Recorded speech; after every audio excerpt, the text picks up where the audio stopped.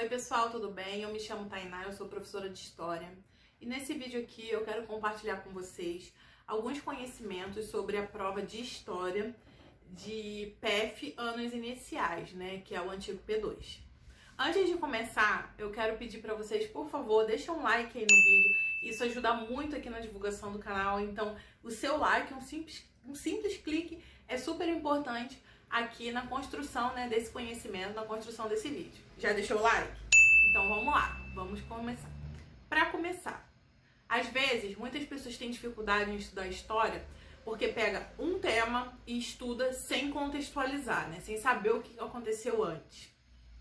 Você pode decorar algum acontecimento histórico, algum fato histórico, mas você não vai saber encaixar no determinado momento que ele foi, né, concebido, quando aconteceu. Então, a maior parte da dificuldade das pessoas está concentrado nisso. Então, eu espero que esse vídeo hoje te ajude a entender um pouquinho melhor a história, como ela é moldada para nossos estudos, tá bom? Desde os primórdios da humanidade, lá, né, quando o planeta Terra foi se formando, né, a geografia terrestre foi sendo formada, o ser humano foi se desenvolvendo de uma maneira que não é igual aos dias de hoje, né? Dizem até que no passado nós tínhamos rabo e com a evolução das espécies, o nosso corpo ele foi se moldando até o que temos hoje em dia. Então, desde esse iniciozinho até hoje, a história ela é contada de acordo com as coisas mais importantes que aconteceram. Então, os primeiros homens viviam de uma maneira assim como aquele programa Largados e Pelados, né? Tentando procurar abrigo de maneira nômade, né? Andando para lá e para cá até achar um local que fosse mais adequado. Quando eles acharam um local bem adequado, eles construíam lá, né, seus abrigos, né? Normalmente perto de rios, para poder, né, se banhar, né, beber água e tudo mais. Então, esse período ele é conhecido como pré-história e eu vou já explicar por quê. O homem veio, né, dessa maneira rudimentar, nômade, andando para lá e para cá e foi se estabelecendo. Conforme esses lugares mais propícios, né, ao estabelecimento foram se desenvolvendo, houve a criação das cidades. Então, a criação das cidades, ela precede a criação dos estados nacionais, né, que hoje a gente conhece como um país.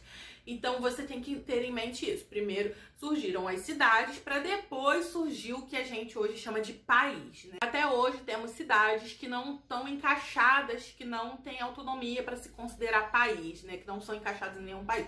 Chamamos elas de cidade e estado. Vamos voltar aqui para a pré-história. Então, o homem foi se desenvolvendo, Então, em determinado momento, ele começou a ter um domínio, né, das pedras, né? Ele começou a formar artefatos, faca, martelo, essas coisas, com a pedra. E depois ele começou a ter um domínio do fogo.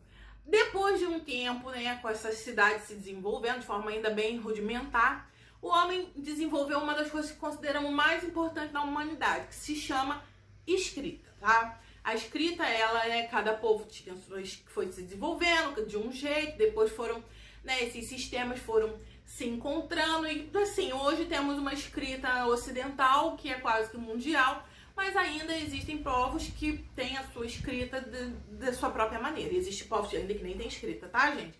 Em pleno 2019, isso é normal. Enfim, esses acontecimentos, né, o domínio das pedras, o domínio do fogo, o surgimento da escrita, é graças a eles que você vai se guiar para estudar para sua prova. Por quê? Porque é graças a esses acontecimentos que nós dividimos a história em pré-história, idade antiga, idade média, idade moderna e idade contemporânea. Essa divisão, esses marcos, eles são, assim, digamos que recente. Foi mais ou menos no século XVIII, século XIX que criaram essa ideia. Ou seja, não é na pré-história que criaram a pré-história. No século XIX, mais ou menos, que uma pessoa pensou assim, a história ela deve ser dividida dessa maneira, através do que considera muito importante, né? Desses fatos, né, que eu citei anteriormente. E essa época, no século XIX, valorizava-se muito a escrita, as fontes documentais. Então, para você dizer que existia história de um povo, teria que ter algo escrito. Até hoje isso é meio que controverso, porque assim, quer dizer o quê? Que não tinha escrita, não tinha história? Não é bem assim, né? Mas assim, considerou-se que a história seja a partir do momento que houve escrita. Por isso que o momento anterior à criação da escrita, a gente chama de pré-história. Pegou aí, né? Beleza. Então tá. E quais são os marcos que definiram essas divisões? Primeiro, a pré-história, né? Ela é dividida daquela maneira, paleolítico e neolítico, né? Que é o domínio das pedras e o domínio do fogo. E a partir do momento que os seres humanos mais antigos começaram a desenvolver algum sistema de escrita, né?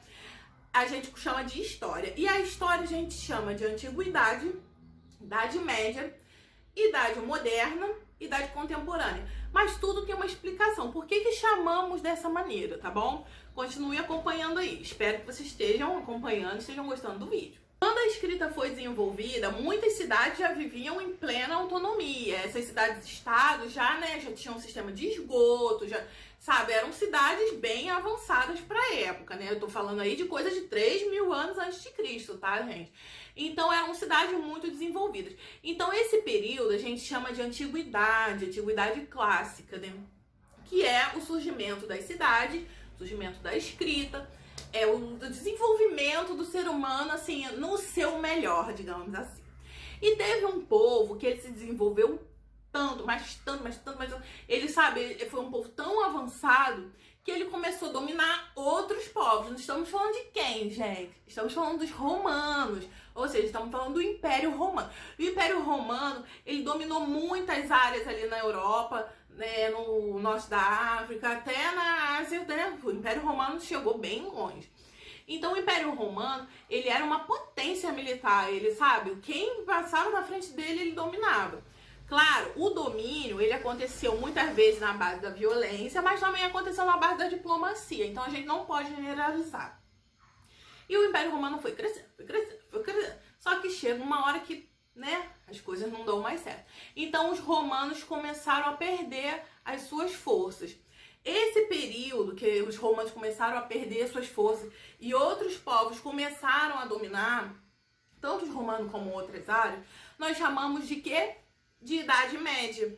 Nós chamamos de Idade Média por quê? Porque esses caras aí do século XIX que criaram essa concepção, eles pensaram que o ser humano vivia assim, na pré-história. Aí o ser humano teve a brilhante ideia de criar a escrita, né? Um sistema de comunicação. Então ele progrediu. Só que chegou num momento que essas cidades, esse desenvolvimento estagnou ou voltou atrás, né? Ocorreu uma ruralização. As pessoas começaram a voltar para o campo, né? Começou a, meio que evoluir. Então, ficou nessa situação. Numa situação o quê? Uma situação mediana. Por isso que eles chamam de Idade Média. Esse nome Idade Média é até um nome meio que pejorativo, né, gente? Porque apesar dessa ruralização, né, da volta do homem pro campo, né, para aquelas moradias isoladas, isso aconteceu aonde, gente? Na Europa. Estamos falando de Europa. E o resto do mundo, né? Então a Europa, ela que é o guia dessa linha, dessa divisão histórica, né, que você estuda na escola. Então, beleza. Então, o homem vivia na pré-história, aí ele deu um salto, né, que é a antiguidade, aí ele vai e cai de novo, né, fica naquela coisa medíocre que se chama Idade Média, que é a ruralização, ela é caracterizada por isso. Algumas pessoas até falam assim, ai, gente, a Idade Média, quais são as características da Idade Média? Ah, é o feudalismo, ah, é a Igreja Católica. Gente, esquece isso. A característica principal da Idade Média é a ruralização, é a volta do homem que estava nas metrópoles, né, nas cidades, para o campo, para aquela vida mais simples, sabe? Sem organização política. Porque quando falamos de história, falamos basicamente disso, de organização política. Então, pegaram aí, né? Beleza. Então, o homem viveu por aí uns 1000 anos assim. O homem europeu, tá, gente? O homem europeu vivia assim, sem organização nenhuma, todo mundo no campo, as cidades acabaram. Não, né, gente? Não é bem assim. Esse período ele é caracterizado dessa maneira porque não havia uma grande organização política. Mas com o tempo, né, durante esses 1000 anos, assim, digamos, assim, da metade para o final, foi sendo organizado um sistema que a gente conhece como feudalismo, né? Pode, né, não ser todo mundo exatamente igual, aquela coisa super organizada, mas era um sistema que até hoje a gente estuda. Aí tá, aí teve, foi se desenvolvendo o feudalismo, até que chegou num ponto que os homens voltaram para as cidades, foram voltando aos poucos e desenvolvendo seus sistemas políticos de forma mais organizada, mais centrada. Esse período que o homem começou a se desenvolver, eles criaram monarquias, ou seja, né, reinos, impérios, e os seus reis, eles eram assim, como é que se diz? Eles mandavam em tudo, basicamente. E esses reis, esse sistema, ele foi muito assim, organizado, ele deu muito certo por causa de uma classe social que foi surgindo, que foram os comerciantes. Quem são os comerciantes, gente? Os comerciantes são os burgueses. Hoje em dia a gente, quando quer xingar alguém, né? Ah, burguês safado, não sei o quê. Calma, gente. O burguês não é... O burguês da Idade Média, da Idade Moderna, não é exatamente isso que você chama hoje, tem um coleguinha lá que é playboy.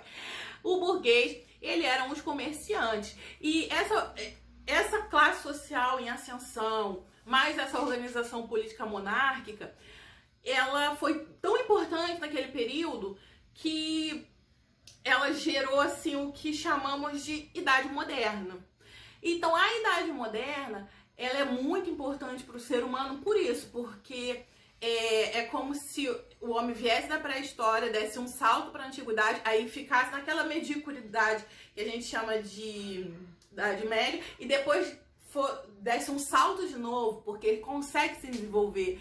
Esse período chamamos também de quê? De renascimento, ou seja, renascer das cinzas, né? Até algumas pessoas chamam da Idade Média de Idade das Trevas, né? Porque é uma idade obscura que não teve avanço nenhum.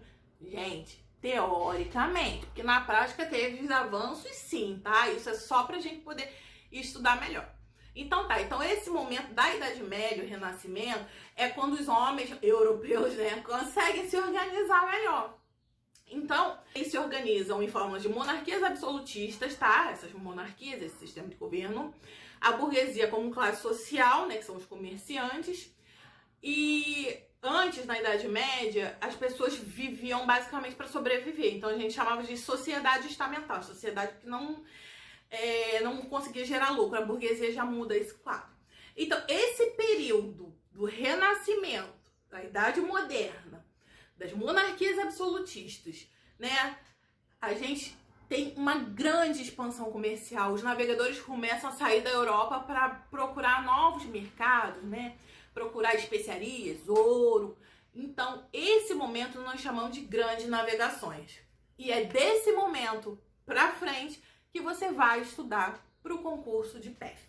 Anos iniciais da Prefeitura do Rio, tá bom? Esse momento é muito importante, tá? É aproximadamente de 1500 depois de Cristo para frente, mas eu queria que vocês soubessem o que antecedeu, o que levou o homem europeu a chegar a esse momento. Esse momento, né, de exploração, de grande troca comercial, mercantilismo, monarquias absolutistas. É isso que você tem que saber para a sua prova de PEF. O que eu falei anteriormente sobre pré-história, antiguidade e Idade Média não cai na prova de PEF. Porém, é bom você saber para você se contextualizar e saber por que a história é organizada dessa maneira. Nada é por acaso na história, tá, gente? Se foi organizada dessa maneira, tá? Com esses lapsos temporais aí bem divididos, existe um porquê e eu espero que tenha sido sanada a sua dúvida nesse vídeo, tá bom? Um beijo, boa sorte na prova, tá? Espero que ajudem quem precisar e não esquece de deixar um like para contribuir. Espero que vocês tenham realmente muito êxito na história e na vida, porque história é tudo de bom, né? Um beijinho, tchau, tchau.